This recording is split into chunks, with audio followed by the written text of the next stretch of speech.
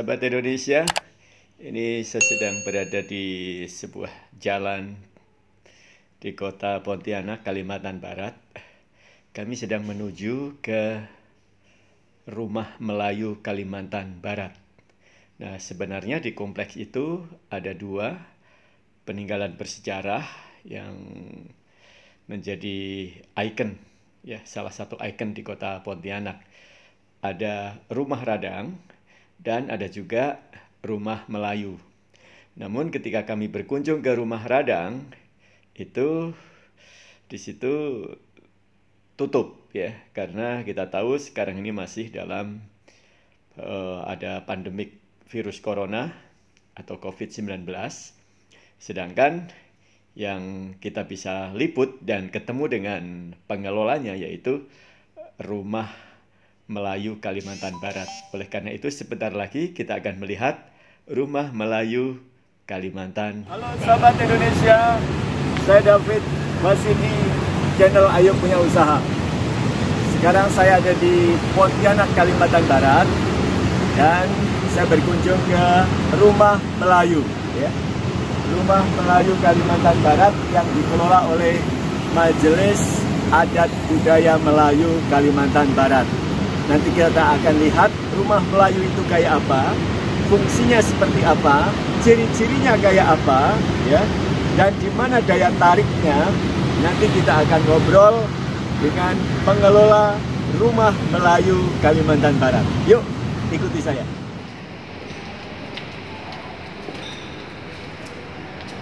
Assalamualaikum.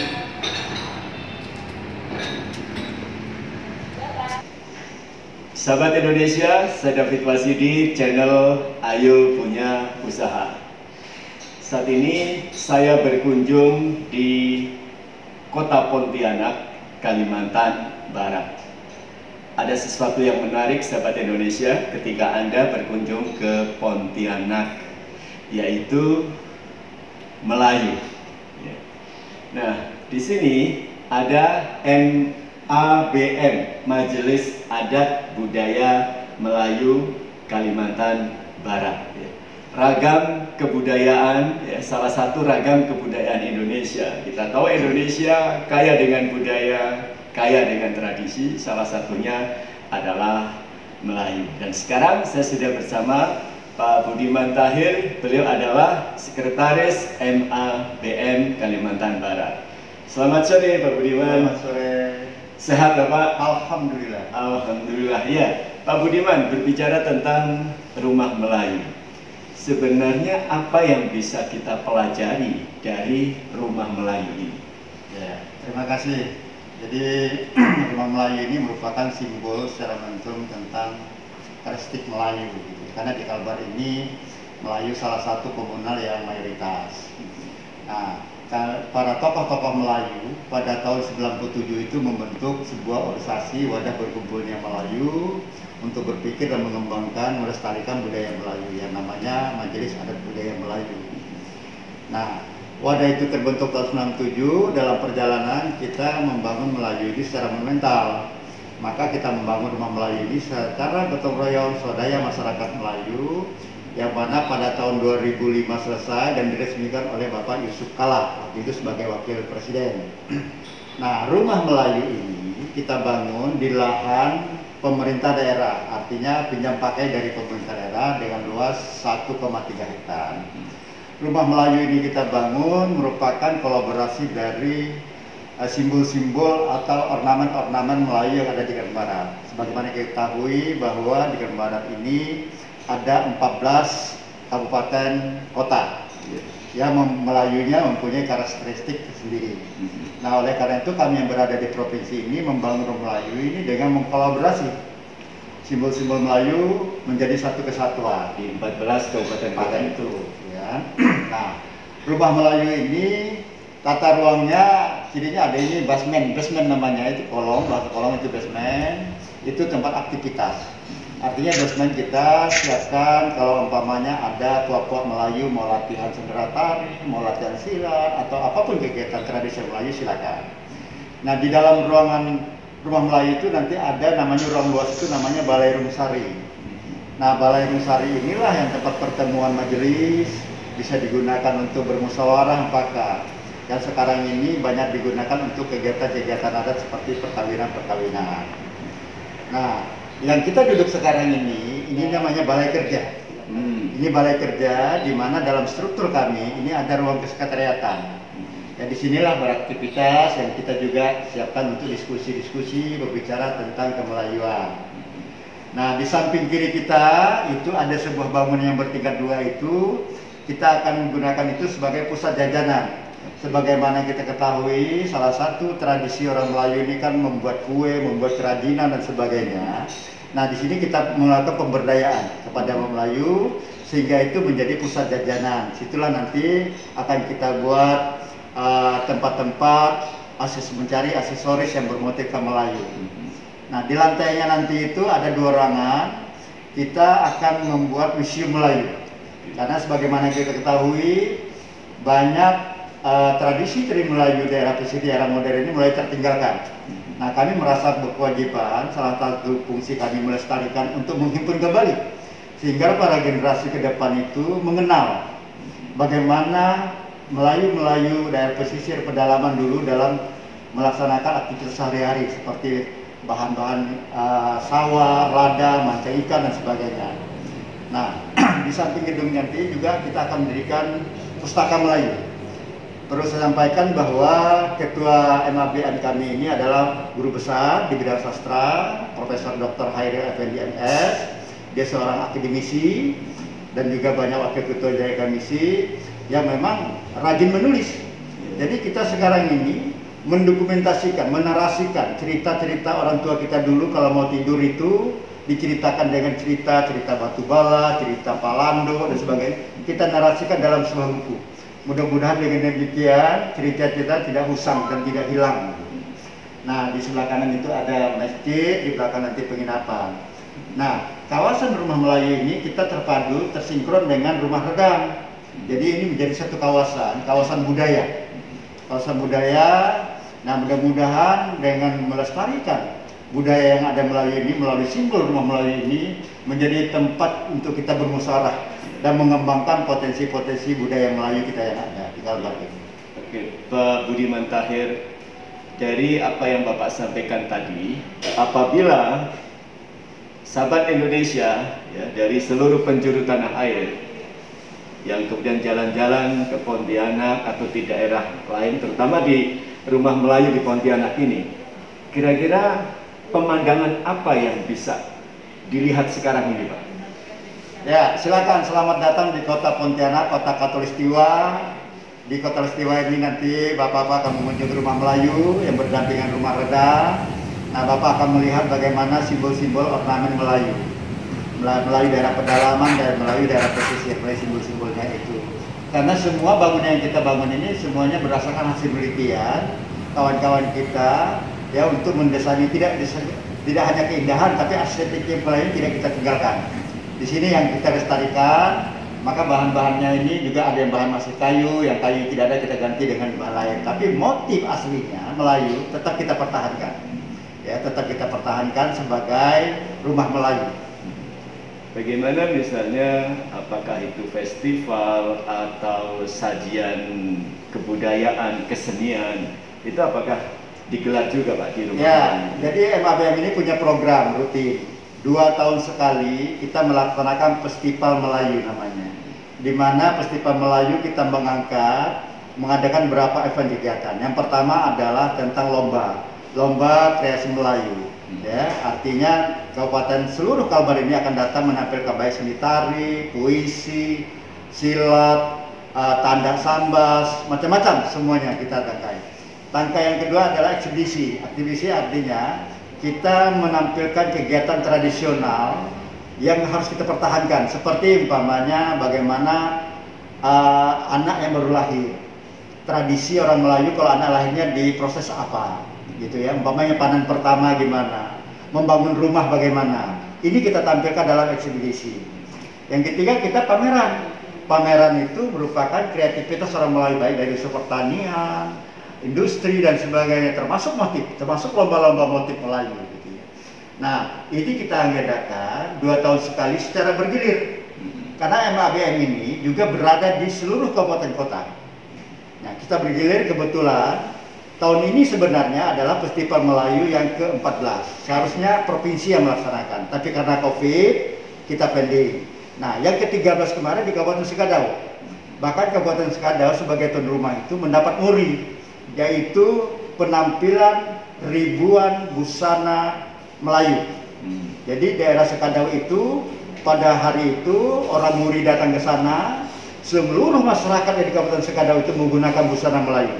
Sehingga pantas dan layak kalau muri mengapresiasi dengan memberikan muri kepada Sekadau sebagai tuan rumah. Iya, oke.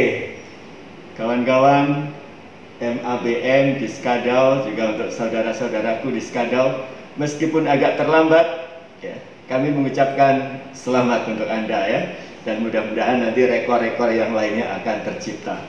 Nah, Pak Budiman, apa yang Bapak ceritakan tadi dalam kehidupan nyata di masyarakat Kalimantan Barat, misalnya saat bayi lahir, saat mau membangun rumah, saat mau panen, budaya-budaya itu masih ada Pak sampai sekarang. Nah, melalui kegiatan inilah kita lestarikan. Ya, jadi kita tidak festivalkan, tapi eksibisi sifatnya. Ya, yang kita lestarikan. Karena umpamanya dari Melayu Sekadau, Melayu Sambas itu tradisinya masing-masing.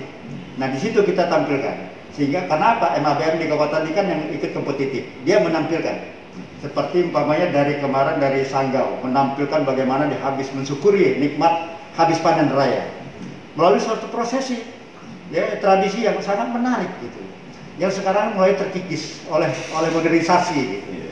Nah, ini peranan kita mengajak kawan-kawan, ayo kita lestarikan, kita kembangkan sehingga bermanfaat bagi masyarakat. Syukur-syukur kalau menjadi produktif bagi perkembangan dunia pariwisata. Ya, kemudian kalau misalnya sampai sekarang ini Pak ya, bagaimana Pak upaya-upaya yang dilakukan agar, karena generasi muda kita sekarang kan saya kira hampir di semua daerah ya harus membentengi dengan kuat ya. Betapa mudahnya budaya dari luar masuk melalui smartphone, melalui segala macam. MABM seperti apa Pak kegiatannya? Ya, salah satu kekuatan kita yang masih bertahan adalah budaya. Ya, budaya silaturahim, budaya gotong royong, ya kan, itu adalah nilai budaya kita yang kita ekspresikan melalui kebudayaan. Nah, kebudayaan itulah melalui kegiatan aktivitas sebagainya. Satu contoh dalam festival umpamanya, bagaimana kita festival ini menjadi media silaturahim puak-puak Melayu yang ada di Kalbar ini. Bahkan dari event festival Melayu ini tidak hanya dari Indonesia, dari kita Kalimantan Barat, kita juga dikunjungi, bahkan peserta ekspedisi itu datang dari negara tetangga kita, Brunei, Thailand, Singapura, Sarawak. Karena salah satu event kita melaksanakan diseminasi, membedah hubungan kemelayuan kita, yang seantara bagaimana umpamanya Melayu Sambas dengan Melayu Brunei, bagaimana Melayu Sintang dengan Sarawak. Itu kita bedah dalam diskusi itu, sehingga hubungan kita sebenarnya ada, gitu, terungkap dalam secara akademis itu.